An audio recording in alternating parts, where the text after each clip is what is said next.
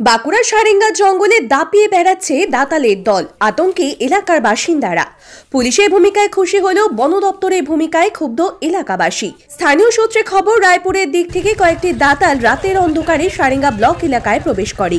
ভোররাতে মঠগোদার রেঞ্জ এলাকা হয়ে সারেঙ্গা চিলতোর গ্রাম পঞ্চায়েত এলাকার ভাঙাটালি গ্রাম হয়ে সারেঙ্গা এলাকায় প্রবেশ করে।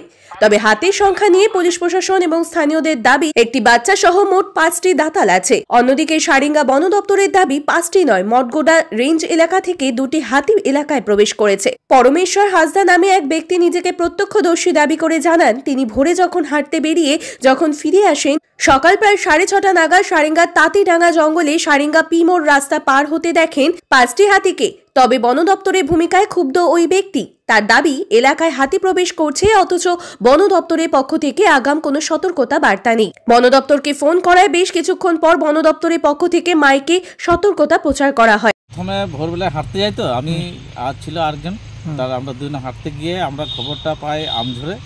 তাহলে আমঝর থেকে খবরটা পেলাম, মানে হাতিগুলো আপনার ভাঙা দিলে উল্টে দিয়ে এসছে, এসে ওই ভাঙা দালিতে একজনের বাড়ি ভেঙে দিয়েছে, কাঠগড়ার দিক থেকে এসে, মানে ভাঙা দালি এখানে এসে ঘর ভেঙেছে একটুখানি।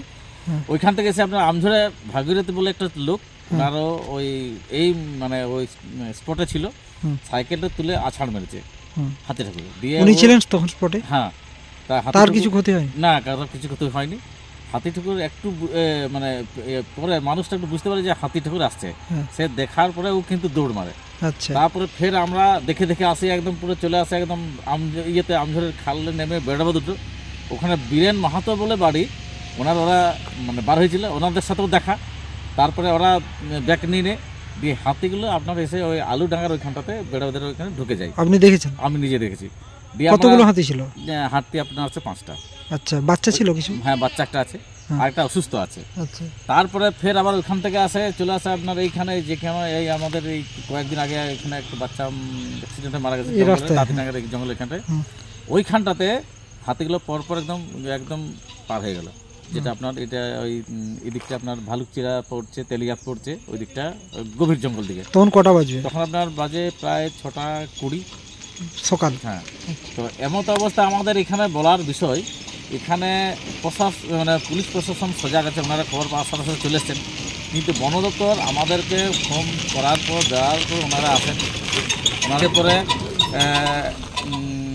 কোনো কিছু করেনি, মানে প্রচার। এটা তো অ্যাডভান্স বলে দেওয়া দরকার যে 3টের সময় 3-4টার সময় হাতিগুলো ঢুকে, আমরা হাঁটতে গিয়ে দেখা পাই, ওনাদের যে আগাম বলে দেওয়া মানে সতর্কবার্তা দেওয়া দরকার যে এইগুলো হাতিগুলো এদিক ওদিক হয়ে গেছে, আপনারা একটু সজাগ থাকবেন, কিন্তু ওনারা সেটা করেননি। এটা একটু খারাপ লাগলো। তাহলে বন দপ্তর প্রচার কখন থেকে করছে? সেটা আপনার ওই 6টার পরে, এই মানে হাতিগুলোর এদিকে আমি নিজে খবরটা দেওয়ার পর। প্রচার কখন শুরু করেছে? প্রচারটা আপনার করেছে প্রায় 7টা 8টা 7:30 দিকে। হ্যাঁ। তার আগে বন দপ্তর কোনো যেটা আমরা নিজে ছিলাম, মানে এই ক্ষেত্রে তো বড় দুর্ঘটনা ঘটতে পারত। হ্যাঁ, দুর্ঘটনা হয়ে যেত, হয়ে গেলে তো কিছু করার থাকে না। এবারে প্রশাসন সেখানে কি দায়ী হতো বলতে আপনারা কিছু বলেন, নিজেদের মানে পুলিশ। সারেঙ্গা থানায় পুলিশের পক্ষ থেকেও এলাকাবাসী যাতে জঙ্গলে না প্রবেশ করেন সেই বিষয়ে নজরদারি করা হচ্ছে। একটি বিশেষ ঘোষণা, সারেঙ্গা বনাঞ্চলের পক্ষ থেকে সকল এলাকাবাসীকে জানানো যায় যে 2টো বুনো হাতি সারেঙ্গা সন্নিকটবর্তী এলাকায় অর্থাৎ তাঁতিডাঙ্গা বেরোবাদ জঙ্গলে রয়েছে।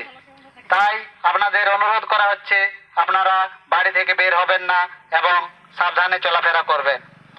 হাতি থেকে দূরত্ব বজায় রাখুন, অযথা হাতিকে বিরক্ত করবেন না, তাতে যে কোনো সময় দুর্ঘটনা ঘটতে পারে। হাতির আক্রমণ বা চলাফেরা সংক্রান্ত তথ্য আপনার নিকটবর্তী বন দপ্তরকে জানান। বন দপ্তরের সাথে সব সময় যোগাযোগ রাখুন। হাতির উপস্থিতি থাকলে জঙ্গল, ফুলবাগান, কৃষি জমির ভেতর দিয়ে যাতায়াত এড়িয়ে চলুন।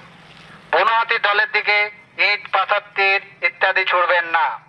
জঙ্গল লাগোয়া রাস্তায় অথবা হাতি পারাপার হয় রাস্তায় সন্ধ্যা ও ভোরের দিকে সাবধানে চলাফেরা করুন।